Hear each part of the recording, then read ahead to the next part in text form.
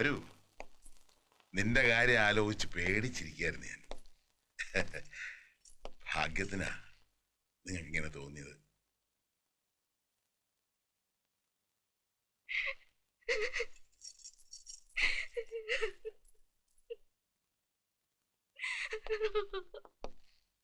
മോളെന്തിനാ കരയുന്നേ? നല്ലൊരു ദിവസമായിട്ട്. ചെയ്തത് തെറ്റാണെന്ന് ഓർക്കുമ്പോ. തെറ്റോ? സ്നേഹിച്ചതോ? അമ്മ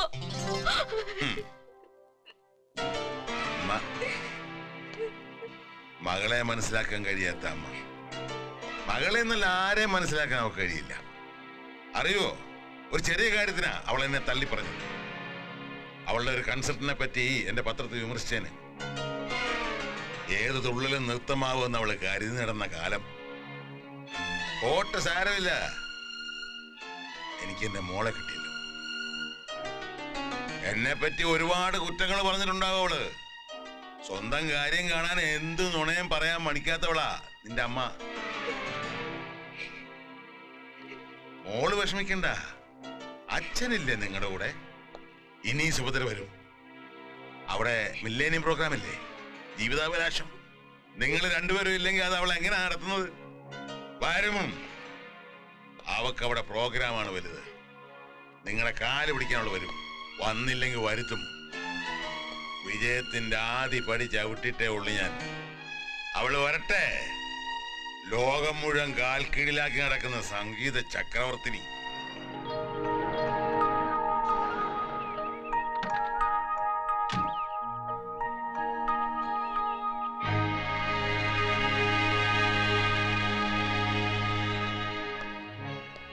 എന്തായി അടിയോടി?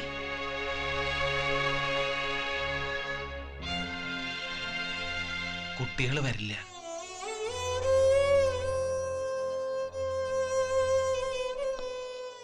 സംഗീതയും വിജയം വരില്ല. സുഭദ്രാമ്മ അവിടെ ചെന്ന് സമസ്ത അപരാധം പറയട്ടെ എന്ന അങ്ങേരുടെ നിലപാട്. ഞാൻ കെഞ്ചി നോക്കി. എന്നെ തോൽപ്പിക്കാൻ അല്ല, എന്റെ സംഗീതത്തെ തോൽപ്പിക്കാൻ. എന്തൊക്കെയായാലും എനിക്ക് ഞാനാവാതിരിക്കാൻ സാധിക്കില്ലല്ലോ. താളവും ചോടുമേ ആ കുട്ടികളിലുള്ളൂ. അതിന്റെ സംഗീതവും നൃത്തവും ഞാനും മാനസയും കൂടി ഉണ്ടാക്കിയതാ. ഞങ്ങളില്ലാതെ അതവർക്ക് ഒരിക്കലും കിട്ടില്ല. സ്വരസ്ഥാനം ഒന്നും മാറ്റി ചൊല്ലിയാൽ പതറും അവര്. ഇപ്പൊ ഞാൻ അവിടെ ചെല്ലണം, അവിടെ ചെന്ന് മുട്ടുകുത്തണം? ഇല്ല. അങ്ങേർക്ക് വേണ്ടത് ഞാൻ വളർത്തിയെടുത്ത എന്റെ സംഗീതത്തെയാ. അവിടെ ചെന്ന് മുട്ടുകുത്താൻ പറയുന്നത് എന്നോടല്ല, സംഗീതത്തിന്റെ ദേവതയോടാണ്. അതുണ്ടാവില്ല, ഉറപ്പാ.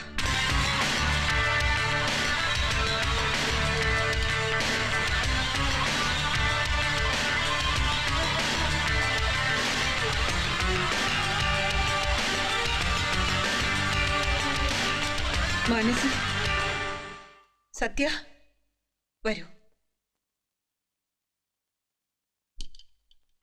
സാക്ഷാൽ ഈശ്വരൻ പറഞ്ഞാലും എന്നെ വിട്ടു പോവില്ല എന്ന് വീമ്പളയ്ക്ക് ഒരു മകളുണ്ടായിരുന്നു എനിക്ക്.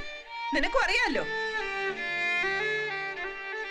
എന്നെ തോൽപ്പിക്കാൻ ഇപ്പോ അച്ഛന്റെ പക്ഷത്ത് ചേർന്നിരിക്കുക അവള്. മോളെ, ഈ അമ്മയുടെ ഒരു അംബിഷനാ നമ്മുടെ programme. My concert, my performance എന്ന ആത്മവിശ്വാസത്തോടെ പറഞ്ഞതാ ഞാൻ. എന്റെ സംഗീതം ലോകം മുഴുവൻ കേൾക്കുന്ന മോഹിച്ചതാ. അത് നടക്കില്ല. നിന്റെ ചേച്ചി വരില്ല മോളെ, അവനും. ഇനി ഒരിക്കലും തോൽക്കില്ലെന്ന് ആശിച്ചതാ. വെറുതെ വെറുതെ.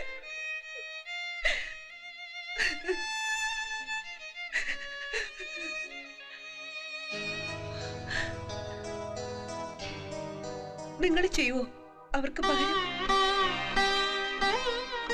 നീയല്ലേ പഠിപ്പിച്ചതവരെ? ചെയ്തൂടെ നിനക്ക്?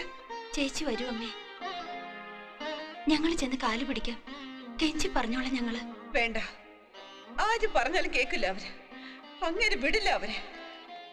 ഇതുവരെ ഞാൻ ഉണ്ടാക്കിയ സർവ്വസംഗീതവും അവിടെ ചെന്ന് അടിയറവ് പറഞ്ഞാലേ ആ മനുഷ്യന് തൃപ്തിയാവും.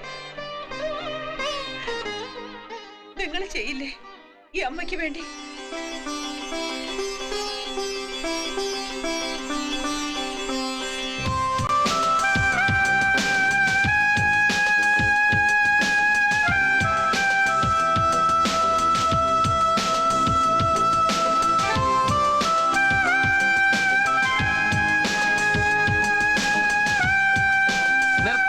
ഇനി അഭ്യാസം. നിർത്താനോ? അതെ, വന്നിറങ്ങിയില്ലേ എന്റെ കൂടെ കാറിൽ ഒരു ദിവസം, അതുപോലെ അങ്ങ് പോണം. ആർക്കെ വിളിച്ചിരുന്നു നിന്റെ ജോലി തൽക്കാലം കഴിഞ്ഞെന്ന്. ഇനി കുറച്ച് ലീവ് എടുത്തോ. Back street boys. എന്താ ഈ പറയുന്നേ? ബോംബെ സത്യചന്ദ്രൻ ഇനി തിരിച്ചു പോകാമെന്ന് ഒരു ടെലിഗ്രാം വരും ബോംബെന്ന്. Mother serious, start immediately. വന്നതുപോലെ അന്തസ്സായിട്ട് തിരിച്ചു പോകാം. അടിയോടി, ഇങ്ങോട്ട് വരുമ്പോൾ ഇവരുടെ കീഴിൽ കുറച്ച് പാട്ട് പഠിക്കണമെന്ന മോഹമായിരുന്നു എനിക്ക്. ഒരിക്കലും സാധിക്കുമെന്ന് കരുതിയിട്ടില്ലാത്തൊരു മോഹം. ഇപ്പോൾ അതിലും വലിയൊരു ചാൻസ് അവരെനിക്ക് തന്നിരിക്കുന്നത്. അവരുടെ പ്രോഗ്രാമിൽ പങ്കെടുക്കാനുള്ള ചാൻസ്. അതും കളഞ്ഞിട്ട്. അറിയാം, അതിലും വലിയ മറ്റൊരു മോഹം കൂടി ഇപ്പൊ നിന്റെ മനസ്സിലുണ്ട്. തോന്നുന്നുണ്ടോ നിനക്ക് അത് നടക്കുമെന്ന്? വെറും ഒരു സൈക്കിളി ഓട്ടുകാരന് മകളെ കെട്ടിച്ചു കൊടുക്കാൻ ആർക്കെ തയ്യാറാവുന്ന നിന്റെ വിചാരം? എന്തിനാ നിന്റെ പുറപ്പാട്? നോക്ക് ചാർലി, നമ്മൾ രണ്ടുപേരും കൂടിയാ ഈ കളികളൊക്കെ തുടങ്ങിയത്. ഇപ്പൊ നീ അത് തനിച്ചേറ്റെടുക്കാൻ പോവാണോ? നീയായിട്ട് നീ മറ്റൊരു അത്യാഹിതത്തിന് തിരികൊടുക്കാൻ തുടങ്ങാണോ? ആർക്കും ഒരു കുഴപ്പമില്ലാതെ സ്ഥലം വിടാൻ പറ്റിയ അവസരം ഇപ്പോഴാണ്. ഇവരൊക്കെ വലിയ വലിയ ആൾക്കാരാ. ഇവരുടെയൊക്കെ ജീവിതത്തിലേക്ക് കടന്നു ചെല്ലാൻ നമുക്കൊന്നും ഒരു അവകാശമില്ല ചാർലി, ഒരു അർഹതയില്ല. പൊയ്ക്കോ, ഇനിയും ആരെയും വിഷമിപ്പിക്കാതെ പൊയ്ക്കോ. ഇവിടെ നിൽക്കണോ? അമ്മ വിളിക്കുന്ന സത്യേ.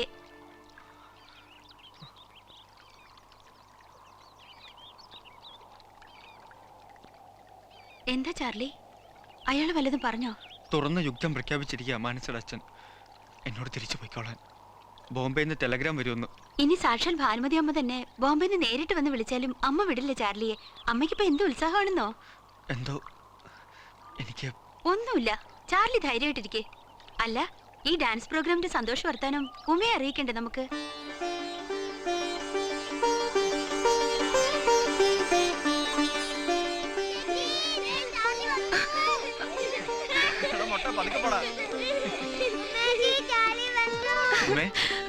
എപ്പോഴെങ്കിലും വരാൻ തോന്നിയില്ല നിനക്ക്? എനിക്ക് സന്തോഷായി. എന്റെ കൂടെ ഒരാളോട് ഉണ്ട്. ഞാനാ മാനസി. ചാർലിയുടെ എല്ലാ കത്തിലും ഉണ്ടാവും മാനസി. ചാർലിക്ക് ഉമ്മയുടെ കാര്യം പറയുമ്പോ എപ്പോഴും 4 നാവാ, പെണ്ണുങ്ങളെ പോലെ. ഒരു സന്തോഷ വർത്താനം പറയാനാ ഞങ്ങളിപ്പോ ഇങ്ങോട്ട് വന്നേ. എനിക്ക് പറയാനുണ്ട് ഒരു സന്തോഷ വർത്തമാനം. അതെനിക്കറിയാം. മൊയ്തീൻ പറഞ്ഞായിരുന്നു 10-ാം തീയതിക്ക് ശേഷം ഓപ്പറേഷൻ അല്ലേ? അത് കഴിഞ്ഞ ഉമ്മയ്ക്കൊരു ഡാൻസ് പ്രോഗ്രാം കാണാം. സുഭദ്രാമ്മയുടെ പ്രോഗ്രാം ഞാനും മനസ്സും കൂടെ അവതരിപ്പിക്കുന്നു. ഭാഗ്യം ഉണ്ടാവട്ടെ അതിന്. അയ്യോ മറന്നു, നിങ്ങൾ വന്ന സന്തോഷത്തിൽ അത് ഞാൻ മറന്നു. ഇത്തിരി ചായ എടുക്കാം. വേണ്ട ഉമ്മേ, വേഗം പോണം. അത് പറ്റില്ല, വരുമ്പോഴേക്കങ്ങ് പോവാ. എനിക്ക് വേണം ഉമ്മയുടെ കൈ കൊണ്ടൊരു ചായ. ഒരു സന്തോഷ വർത്താനം ഞാനും പറയാം. ആ വരൂ, ഞാൻ സഹായിക്കാം ഉമ്മേ. ഇവിടെ ഓരോന്ന് എവിടെയാ ഇരിക്കുന്നെന്ന് മാനസികൾ നന്നായിട്ട് അറിയുന്നത് എനിക്കാ. കുട്ടിക്കാലം മുതൽ അറിയാൻ ചാർലിയെ അല്ലേ? ഓർമ്മ വെച്ച മുതല്. ഒരു ദിവസം രാവിലെ ഒരു കുട്ടിയുടെ ശബ്ദം കേട്ടുകൊണ്ടാ ഉണർന്നത്. മുമ്പാട്ടോ, വളരെ മുമ്പ്. അമ്മയോട് ചോദിച്ചു ആരാന്ന്. വിശന്ന് കരയുന്ന ഒരു കുട്ടിയാണെന്ന് അമ്മ പറഞ്ഞു. ചാർലിന്നാ പേരെന്നും. ചാർലി എപ്പോഴും പറഞ്ഞു ചിരിക്കും. അവന് ചാർലിന്ന് പേരിട്ടത് ആരാന്നാവോന്ന്. അന്ന് മുതല് ഞങ്ങൾ ഒരുമിച്ച് വളർന്നു, കളിച്ചു, പിണങ്ങി, വഴക്ക് കൂടി, വീണ്ടും ചങ്ങാതികളായി. അങ്ങനെ അങ്ങനെ അങ്ങനെ. ചാർലിയുടെ മുഖം കണ്ടിട്ടില്ലല്ലോ? പക്ഷേ ഇല്ല. പക്ഷേ അവന്റെ ഓരോ ഭാവമാറ്റവും എനിക്ക് പെട്ടെന്ന് മനസ്സിലാവും. ഇനി ആഗ്രഹം ആ മുഖം ഒന്ന് കാണാനാ.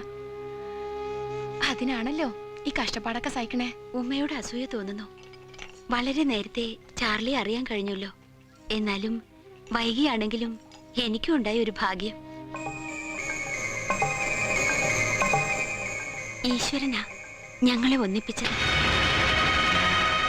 അല്ലെങ്കിൽ ചാർലി പറയും പോലെ ഉമ്മയുടെ അമ്മ. പ്രോഗ്രാം കഴിഞ്ഞിട്ട് വേണം എല്ലാവരോടും പറയാൻ. എന്താ നിങ്ങൾക്ക് ഇഷ്ടപ്പെട്ടോ ആ ചേച്ചിയെ? നല്ല ചേച്ചിയാ. ഇനി ആ ചേച്ചി ഇവിടെ വരും നമ്മുടെ കൂടെ താമസിക്കാൻ. ചാർലി ആ ചേച്ചിയെ കല്യാണം കഴിക്കാൻ പോവല്ലേ? അതെ, ഇക്കാര്യം ഞാനിപ്പോ ഉമ്മയോട് പറയുകയായിരുന്നു. ഇനി ഈ ചേച്ചി ഇവിടെ ഉണ്ടാവില്ലേ? നന്നായി. അപ്പൊ ഞങ്ങൾ ഒരുപാട് പുതിയ സ്ഥലത്തേക്ക് കൊണ്ടുപോവല്ലോ. അതിനല്ലേ ഈ ചേച്ചി. ഉമ്മച്ചിക്കാണെങ്കിൽ കണ്ണും കാണൂല.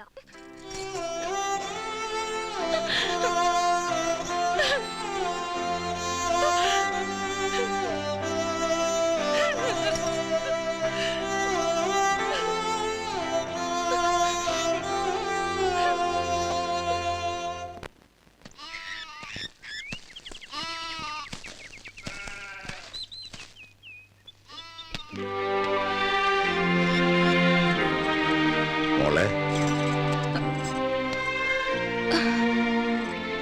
സാറ് ഡോക്ടറെ കാണാൻ ചെന്നില്ല നീ അല്ലേ? എല്ലാം പറഞ്ഞ് ഏർപ്പാട് ചെയ്തതല്ലേ ഞാൻ. ഞങ്ങളുടെയൊക്കെ ആഗ്രഹമായിരുന്നില്ലേ നിനക്ക് കാഴ്ച കിട്ടണമെന്നുള്ളത്. ഇപ്പൊ വേണ്ട ഓപ്പറേഷൻ. എന്ത് വിട്ടിത്താ മോളെ ഈ പറയണേ? ഇതിനു വേണ്ടിയല്ലേ നിങ്ങളൊക്കെ ഇത്രയും കാലം കാത്തത്? അങ്ങനെയുള്ളൊരു മോഹവും ഉണ്ടാവാൻ പാടില്ലായിരുന്നെന്ന് ഇപ്പൊ തോന്നുന്നു. എനിക്കറിയാം നിന്റെ ഈ മാറ്റത്തിന് കാരണം. ചാർലിയും മാനസിയുടെ വന്നിരുന്നല്ലേ? ഇങ്ങനെയൊക്കെ വരുമെന്ന് അറിഞ്ഞില്ല മോളെ. തെറ്റുപറ്റിയത് എനിക്കാ. വളർത്താനാ കൊണ്ടുപോകണമെന്ന് സാറ് പറഞ്ഞു. അവൻ വളർന്നു പോയി, ഒരുപാട് വളർന്നു. ചാർലിയോടുള്ള നിന്റെ ഇഷ്ടം ബാക്കി എല്ലാവരോടും പറഞ്ഞില്ല, അവനോട് ഒഴികെ. ഒരു വാക്ക് അവനോട് പറഞ്ഞിരുന്നെങ്കിലേ, ഒരു സൂചനയെങ്കിലും കൊടുത്തിരുന്നെങ്കിലേ. ഇല്ല, എന്നും അവനെ എന്നോട് എന്തും പറയാറുള്ളൂ, ആവശ്യപ്പെടാറുള്ളൂ. ഞാനായിട്ട് ഒന്നും ഇതുവരെ അവനോട് ചോദിച്ചിട്ടില്ല. ഇനി അതുണ്ടാവില്ല, ജീവിതമാണെങ്കിൽ പോലും. അങ്ങനെയാണെങ്കിൽ തന്നെ ഓപ്പറേഷൻ വേണ്ടെന്ന് വെക്കണോ? ഇനി എനിക്ക് ആരെ കാണാനായി കണ്ണുകൾ? കണ്ണു തുറക്കുമ്പോ ആദ്യമായി കാണാൻ മോഹിച്ചൊരു മുഖം ഉണ്ടായിരുന്നു. കുട്ടിക്കാലം മുതൽ മോഹിച്ചൊരു മുഖം. അതിപ്പോ സാറ് വിലക്കെടുത്തില്ലേ? എവിടെയോ എത്തിയില്ലേ അവൻ? ഇത്രയും കാലം കാഴ്ചയില്ലാതെ കഴിഞ്ഞില്ലേ ഞാൻ? അതുപോലെ കഴിഞ്ഞോളാം. മോളെ, നിനക്ക് കാഴ്ച കിട്ടട്ടെ. ചാർലിയെ നഷ്ടപ്പെട്ടിട്ടില്ല നിനക്ക്. നഷ്ടപ്പെടാൻ സമ്മതിക്കുകയില്ല ഞാൻ. കൊണ്ടുപോയ പോലെ തിരിച്ചേൽപ്പിക്കാന്ന് വാക്ക് തന്ന ഞാൻ. അത് ഞാൻ തെറ്റിക്കില്ല. അവനിതൊന്നും അറിയരുത് ഒരിക്കലും. ചാർലിയെ വേദനിപ്പിക്കുന്ന ഒന്നും എനിക്ക് സഹിക്കാൻ കഴിയില്ല. ഈ വിഷമവും വേദനയും ഞാൻ മാത്രം അറിഞ്ഞാ മതി. പോരാ, നീ പറയാതിരുന്നത് ഞാൻ പറയും. ഇപ്പോഴെങ്കിലും ഞാനത് ചെയ്തില്ലെങ്കിൽ ദൈവം എന്നോട് പൊറുക്കില്ല.